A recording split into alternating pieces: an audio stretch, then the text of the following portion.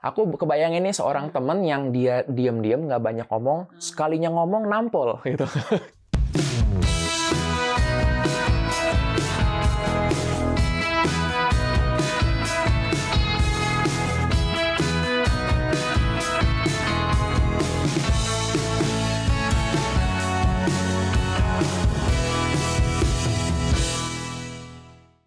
Selamat datang di Haru Media, sebuah channel yang ingin meningkatkan kecintaan terhadap buku dan dunia literasi.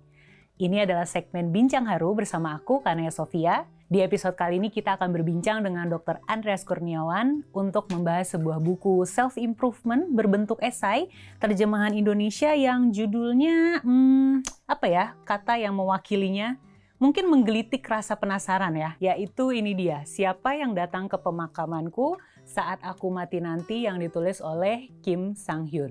Waktu pertama kali baca judul ini, yang terlintas di kepalaku adalah, ini kayaknya isinya muram nih ya, soalnya bawa-bawa kata pemakaman dan kata mati. Tapi ternyata setelah aku membacanya, justru aku mendapat perasaan ditenangkan oleh kata-kata penulis. Membaca buku ini seolah sedang mendengar teman curhat, di mana dia menumpahkan pikiran-pikirannya. Dan menurutku buku ini tuh cocok banget dibaca buat kamu yang sedang merasa cemas. Karena isinya itu akan memberikan efek adem. Nah, kita akan menarik sekali kalau mendengar opini tentang buku ini dari seorang ahli yang sehari-harinya menghadapi orang-orang yang cemas. Di sini sudah hadir Dr. Andreas Kurniawan, seorang psikiater di SCM. Smart Mind SMC. Smart Mind Center. Tempat kami sedang berada saat ini. Halo dok, apa kabar? Halo Ayah. Kita bertemu lagi ya di episode ini ya. Mungkin dokter bisa menyapa dulu teman-teman penonton channel Haru Media. Halo teman-teman penonton channel Haru Media. Saya Andreas Kurniawan dan ini selamat datang di klinik saya. Di Smart Mind Center, SMC. Oke, dok, sebelum kita masuk ke pembahasan buku ini ya, benarkah yang aku asumsikan tadi bahwa dokter sehari-hari itu menghadapi pasien-pasien yang mengalami kecemasan? Betul, tepat sekali. Kebetulan memang banyak sehari-harinya yang datang kemari ya usia remaja, dewasa muda dan deal dengan kondisi terkait kecemasan. Ya, kalau dibilang kan masalah sehari-hari ya orang muda, tapi ternyata bisa terjadi sampai begitu beratnya sampai mengganggu aktivitas sehari-hari. Jadi mereka kadang-kadang ke sini untuk meminta pertolongan gimana supaya menjalani hidup dengan lebih tenang. Oh, menarik. Jadi apa hubungannya kecemasan dengan buku ini? Nah, mari langsung kita masuk ke pembahasan bukunya. Tapi pertama-tama mungkin kita ngomongin judulnya dulu ya. Kalau tadi aku udah kasih tahu kesan yang aku dapat pertama kali waktu dengar judulnya. Dokter mungkin boleh sharing ke penonton waktu dengar judul ini pertama kali gimana? Ketika saya lihat judulnya, kan waktu itu diminta ya, dok bikin dong kata pengantar untuk ini. Ketika dengar judulnya, pikiran saya adalah, kok ada penulis yang memberikan judul seperti ini untuk bukunya? Kan kita kan berharap kalau nulis buku tuh yang judulnya tuh bikin orang tertarik. Ini tertarik sih, kalau saya bilang ya mungkin seperti kayak melihat kuburan. Kita ngeri, tapi penasaran. Nah, jadi itulah tadi, makanya saya juga setuju tuh pas awal kayak, ini kok kayaknya suram. Dan betul, ternyata setelah dibuka, wow, ya indah. Nah, Dr. Andreas tuh kebetulan menuliskan kata pengantar untuk buku ini teman-teman. Nah, aku pengen tahu kira-kira menurut dokter kenapa ya penulisnya memasukkan kata pemakaman di sini. Terus mungkin bisa ceritain sedikit ini sebenarnya buku tentang apa sih? Ini buku tentang refleksi hidup ya. Jadi kita kadang-kadang mungkin sehari-hari menjalani hidup kita di akhir hari suka refleksi, aduh aku hari ini ngapain aja ya? Tadi aku udah salah ngomong tuh kayaknya. Orang tadi sakit hati nggak ya aku ngomongin gitu. Nah, sebenarnya seperti itu. Makanya tadi setuju banget dibilang kayak mendengarkan teman bercerita. Nah, kenapa judulnya tentang pemakaman? Kebetulan nanti ada bab ya di dalamnya itu memang ngomongin tentang kematian, tentang pemakaman. Makanya kan sesuai banget tuh jadinya. Siapa yang akan datang ke pemakamanku saat aku mati nanti? Memang sih dark ya, tetapi pertanyaan reflektif yang penting tuh. Dari judulnya aja tuh sudah mengundang refleksi diri ya dok ya.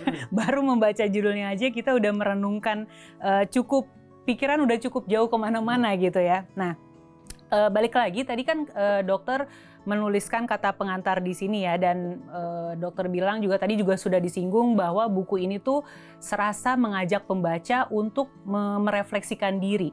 Nah, bagian apa di buku ini yang menurut dokter rasanya seperti itu gitu? Yang aku paling suka adalah penulisnya ini kelihatan dari penulis itu bahwa orang ini bijaksana, dia pintar, pandai, pengalaman banyak, tetapi dia tidak seperti ngajarin.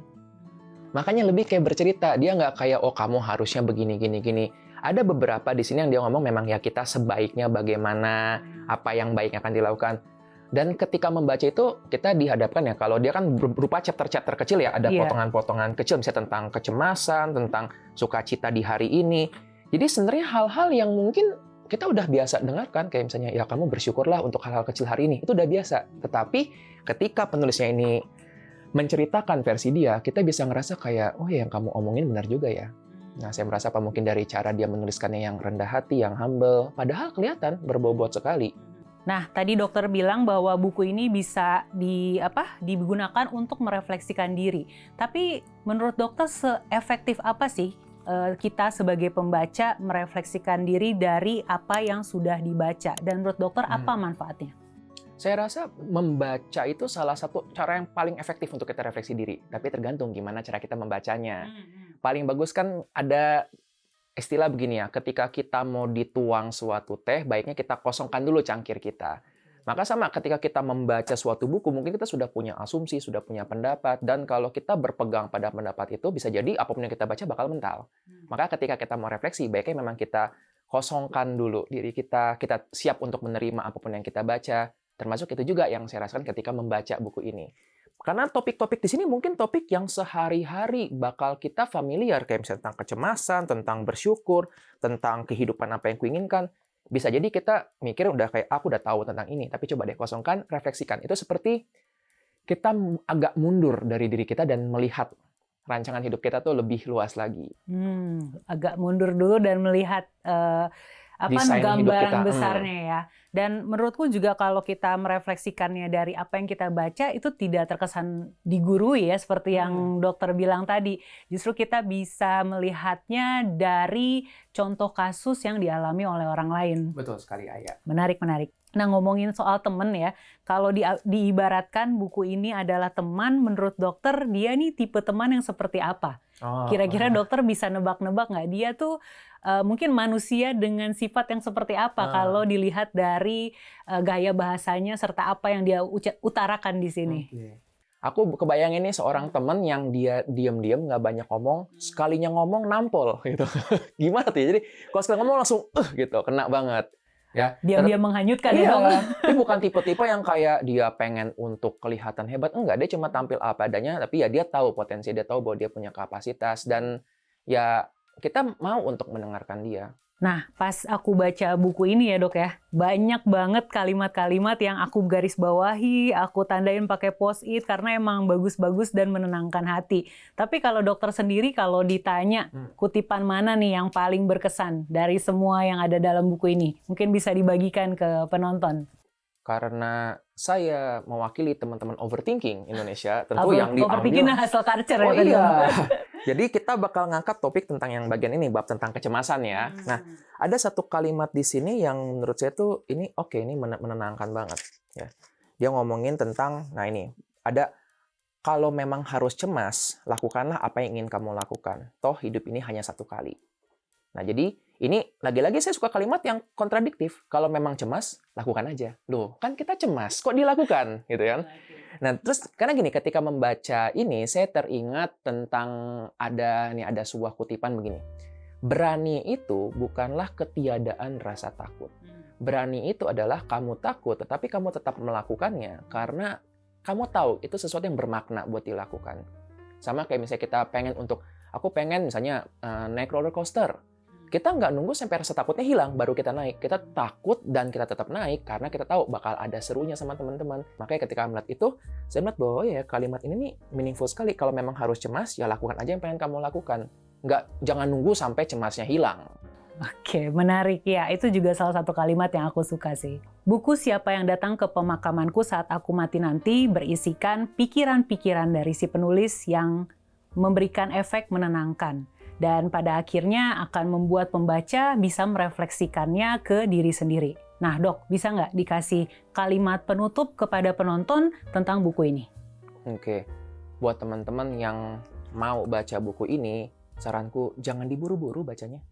Ya ini babnya singkat-singkat, baca pelan-pelan aja satu persatu, terus coba kayak renungkan, pikirkan. Mungkin kita juga pikirkan, kalau aku baca tentang ini, ke siapa ya kok cocok untuk membicarakan, membagikan ini. Karena memang ini buku enaknya dibacanya pelan-pelan.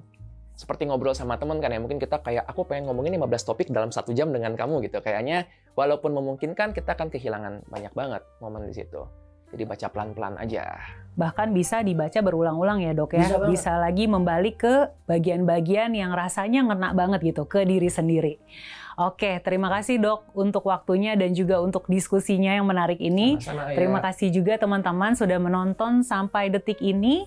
Bagikan video ini ke teman-temanmu yang mungkin saat ini sedang mengalami kecemasan. Siapa tahu kata-kata di buku ini bisa membantu mereka tenang. Jangan lupa like juga video ini dan subscribe ke channel Haru Media. Aku Kanaya Sofia dan Dr. Andreas pamit. Sampai jumpa.